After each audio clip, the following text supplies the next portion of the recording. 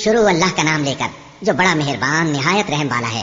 سب تعریف اللہ ہی کے لیے ہے جو سب چیزوں کا مالک ہے، یعنی وہ کہ جو کچھ آسمانوں میں ہے اور جو کچھ زمین میں ہے سب اسی کا ہے، اور آخرت میں بھی اسی کی تعریف ہے، اور وہ حکمت والا ہے، خبردار ہے۔ جو کچھ زمین میں داخل ہوتا ہے اور جو اس میں سے نکلتا ہے اور جو آسمان سے اترتا ہے اور جو اس پر چڑھتا ہے سب اس کو معلوم ہے، اور وہ مہربان ہے، بخشنے والا ہے۔ اور کافر کہتے ہیں کہ قیامت کی گھڑی ہم پر نہیں آئے گی۔ کہہ دو کیوں نہیں آئے گی؟ میرے پروردگار کی قسم وہ تم پر ضرور آ کر رہے گی۔ وہ پروردگار غیب کا جاننے والا ہے، ذرہ بھر چیز بھی اس سے پوشیدہ نہیں، نہ آسمانوں میں اور نہ زمین میں، اور کوئی چیز ذرے سے بھی چھوٹی یا بڑی نہیں مگر کتاب روشن میں لکھی ہوئی ہے، اس لیے کہ جو لوگ ایمان لائے اور عمل نیک کرتے رہے ان کو بدلہ دے۔ یہی ہیں جن کے لیے بخشش اور عزت کی روزی ہے، اور جنہوں نے ہماری آیتوں کے بارے میں ہمیں ہرانے کی کوشش کی ان کے لیے سخت درد دینے والے عذاب کی سزا ہے۔ اور جن لوگوں کو علم دیا گیا ہے وہ جانتے ہیں کہ جو قرآن تمہارے پروردگار کی طرف سے تم پر نازل ہوا ہے وہ یقیناً حق ہے، اور اس اللہ کا رستہ بتاتا ہے جو غالب ہے، قابل تعریف ہے۔ اور کافر کہتے ہیں کہ بھلا ہم تمہیں ایسا آدمی بتائیں جو تمہیں خبر دیتا ہے کہ جب تم مر کر بالکل ریزہ ریزہ ہو جاؤ گے تو تم نئے سرے سے پیدا ہوگے؟ یا تو اس نے اللہ پر جھوٹ باندھ لیا ہے یا اسے جنون ہے۔ بات یہ ہے کہ جو لوگ آخرت پر ایمان نہیں رکھتے وہ آفت اور پرلے درجے کی گمراہی میں پڑے ہیں۔ کیا انہوں نے اس کو نہیں دیکھا جو ان کے آگے اور پیچھے ہے، یعنی آسمان اور زمین؟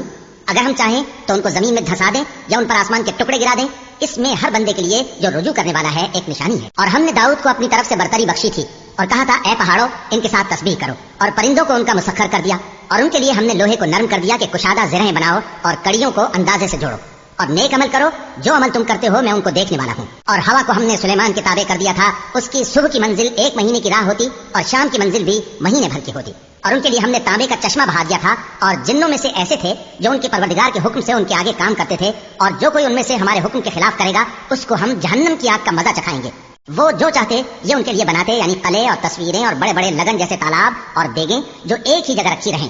اے آل داؤد شکر کرتے رہو، اور میرے بندوں میں شکر گزار تھوڑے ہیں۔ پھر جب ہم نے ان کے لیے موت کا حکم صادر کیا تو کسی چیز سے ان کا مرنا معلوم نہ ہوا مگر گھن کے کیڑے سے جو ان کی عصا کو کھاتا رہا۔ پھر جب وہ گر پڑے تب جنوں کو معلوم ہوا اور کہنے لگے کہ اگر وہ غیب جانتے ہوتے تو ذلت کی تکلیف میں نہ رہتے۔ اہل سبا کے لیے ان کے وطن میں ایک نشانی تھی، یعنی 2 باغ، ایک داہنی طرف اور ایک بائیں طرف۔ کہا گیا کہ اپنے پروردگار کا رزق کھاؤ اور اس کا شکر کرو، یہاں تمہارے رہنے کو یہ پاکیزہ علاقہ ہے اور وہاں بڑا بخشنے والا مالک۔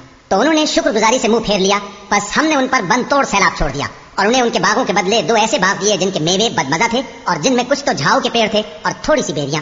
یہ ہم نے ان کو ناشکری کی سزا دی، اور ہم سزا ناشکرے ہی کو دیا کرتے ہیں۔ اور ہم نے ان کے اور ملک شام کی ان بستیوں کے درمیان جن میں ہم نے برکت دی تھی ایک دوسرے کے متصل دیہات بنائے تھے جو سامنے نظر آتے تھے، اور ان میں آمد و رفت کا اندازہ مقرر کر دیا تھا کہ رات دن بے خوف و خطر چلتے رہو۔ تو انہوں نے دعا کی کہ اے پروردگار ہماری مسافتوں میں دوری پیدا کر دے، اور اس سے انہوں نے اپنے حق میں ظلم کیا، تو ہم نے انہیں نابود کر کے داستان بنا دیا اور انہیں بالکل منتشر کر دیا۔ اس میں ہر صابر و شاکر کے لیے نشانیاں ہیں۔ اور شیطان نے ان کے بارے میں اپنا خیال سچ کر دکھایا کہ مومنوں کی ایک جماعت کے سوا وہ اس کے پیچھے چل پڑے، اور اس کا ان پر کچھ زور نہ تھا، مگر ہمارا مقصود یہ تھا کہ جو لوگ آخرت میں شک رکھتے ہیں ان سے ان لوگوں کو جو اس پر ایمان رکھتے ہیں ممتاز کر دیں۔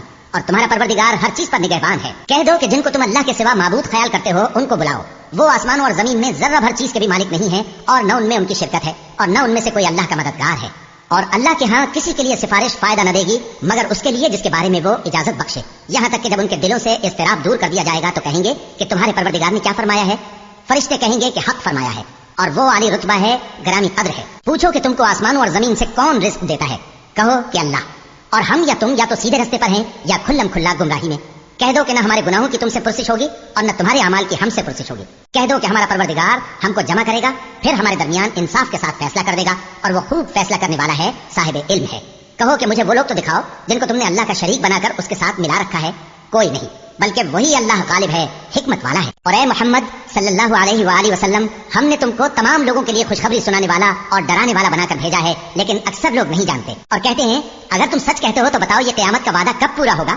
کہہ دو کہ تم سے ایک ایسے دن کا وعدہ ہے جس سے نہ ایک گھڑی پیچھے رہو گے اور نہ آگے بڑھو گے۔ اور جو کافر ہیں وہ کہتے ہیں کہ ہم نہ تو اس قرآن کو مانیں گے اور نہ ان کتابوں کو جو اس سے پہلے کی ہیں، اور کاش ان ظالموں کو تم اس وقت دیکھو جب یہ اپنے پروردگار کے سامنے کھڑے ہوں گے اور ایک دوسرے پر الزام دھر رہے ہوں گے۔ جو لوگ کمزور سمجھے جاتے تھے وہ بڑے لوگوں سے کہیں گے کہ اگر تم نہ ہوتے تو ہم ضرور ایمان لے آتے۔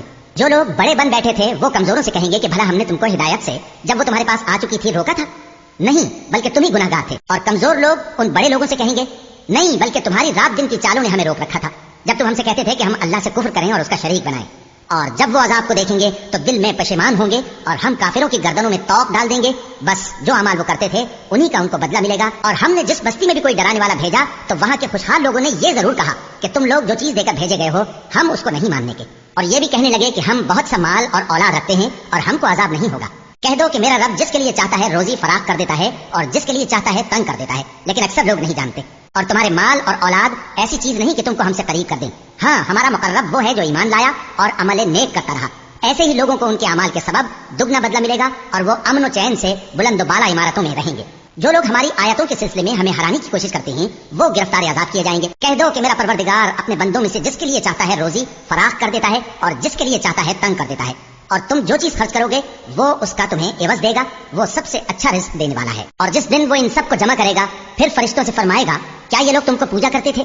وہ کہیں گے تو پاک ہے، تو ہی ہمارا دوست ہے، نہ کہ یہ، بلکہ یہ جنات کو پوجا کرتے تھے اور اکثر انہی کو مانتے تھے۔ تو آج تم میں سے کوئی کسی کو نفع اور نقصان پہنچانے کا اختیار نہیں رکھتا، اور ہم ظالموں سے کہیں گے کہ اب دوزخ کے عذاب کا جس کو تم جھوٹ سمجھتے تھے مزہ چکھو۔ اور جب ان کو ہماری روشن آیتیں پڑھ کر سنائی جاتی ہیں تو کہتے ہیں یہ ایک ایسا شخص ہے جو چاہتا ہے کہ جن چیزوں کی تمہارے باپ دادا پرستش کیا کرتے تھے ان سے تم کو روک دے۔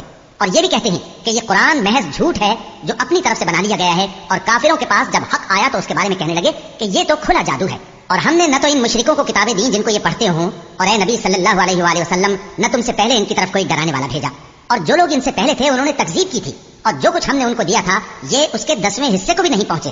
پھر انہوں نے میرے پیغمبروں کو جھٹلایا، سو میرا عذاب کیسا ہوا۔ کہہ دو کہ میں تمہیں صرف ایک بات کی نصیحت کرتا ہوں کہ تم اللہ کے لیے دو اور اکیلے اکیلے کھڑے ہو جاؤ، پھر غور کرو تمہارے رفیق یعنی اس نبی صلی اللہ علیہ وآلہ وسلم کو کسی طرح کا جنون نہیں، یہ تو تم کو سخت عذاب کے آنے سے پہلے ڈرانے والے ہیں۔ کہہ دو کہ میں نے تم سے کچھ صلہ مانگا ہو تو وہ تمہارا، میرا صلہ اللہ ہی کے ذمے ہے اور وہ ہر چیز سے خبردار ہے۔ کہہ دو کہ میرا پروردگار اوپر سے حق ہی نازل کرتا ہے اور وہ غیب کی باتوں کا جاننے والا ہے۔ کہہ دو کہ حق آ چکا اور باطل نہ تو پہلے کچھ کر سکتا ہے اور نہ دوبارہ کچھ کرے گا۔ کہہ دو کہ اگر میں گمراہ ہوں تو میری گمراہی کا ضرر مجھی کو ہے، اور اگر ہدایت پر ہوں تو یہ اس وحی کے طفیل ہے جو میرا پروردگار میری طرف بھیجتا ہے، بے شک وہ سننے والا ہے، نزدیک ہے۔ اور کاش تم دیکھو جب یہ گھبرا جائیں گے تو عذاب سے بچ نہیں سکیں گے اور نزدیک ہی سے پکڑ لیے جائیں گے اور کہیں گے کہ ہم اس پر ایمان لے آئے، اور اب اتنی دور سے ان کا ہاتھ ایمان کے لینے کو کیسے پہنچ سکتا ہے، جبکہ پہلے تو اس کا انکار کرتے رہے اور بن دیکھے دور ہی سے اٹکل کے تیر چلاتے رہے، اور ان میں اور ان کی خواہشوں میں پردہ حائل کر دیا گیا، جیسا کہ پہلے ان کے ہم جنسوں سے کیا گیا، وہ بھی الجھن میں ڈالنے والے شک میں پڑے ہوئے۔